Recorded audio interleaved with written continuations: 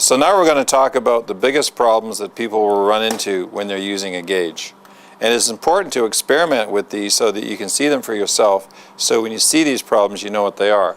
The first one is the moving tube problem. So all we do is we take this tube and we move it around, and you'll notice on the display here that it's changing quite a bit. It's changing as much as 2 pascals just by moving the tube around. And this is something that might occur if your tube was outside and was elevated and the wind was actually moving your tube around, or the tube was, say, somehow unsupported in doing this. You definitely don't want this kind of thing, so that your tube must be secure. So the next one we're going to talk about is the old pinch tube problem. And I've seen people close tubes indoors and see the effects of a pinch tube. So if we were to pinch this tube right now, you notice that the pressure goes up. And it doesn't really matter what kind of pressure is applied on the end of the tube. It doesn't pay any attention to it. So if we're to blow in the end of this tube, it doesn't do anything. The pressure that the gauge is seeing is between here and the gauge, and the air has been compressed in this piece of tube, so it doesn't pay any attention to it. So that's critical. The other thing that can happen is if our tube is pinched and we plug it into the gauge, that right away we'll see a big positive pressure. And we see that, we know we have a pinched tube problem. So other problems that we'll often run into is the water in the tube problem. Now earlier we showed us dipping a tube into the water and creating a pressure, but if we have a water drop in the end of our tube here, it will actually create a pressure, and I'll just show you.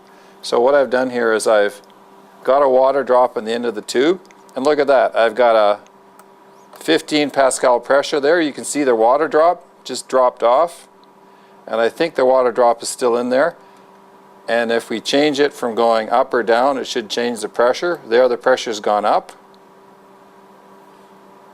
The gauge will actually work and appear to be giving readings, and in order to get water in the tube, all you have to do is just to drag it over a puddle of water, just touch it like that, and the water's in the tube. Very important to make sure that we never get any water in the end of these tubes. So I'm going to demonstrate some wind problems here. We've got a fan running here quite slowly. Air is coming out here and it's being sucked in there. So this is kind of analogous to the wind. It seems like about a 5-mile-an-hour wind that we've got going there. So we're just going to take our tube here and hang it in the wind stream, and you'll notice that the pressure is going to a pretty high positive value. It's also bouncing around. It went to plus 6.5, plus 10.2, plus 12.7, and so on. Now, if I put it on the inlet side where I have a suction pressure, which would be on equivalent to the downwind side of the house, I have a big negative pressure there. So we can see that the wind has a huge effect on the reading on our gauge.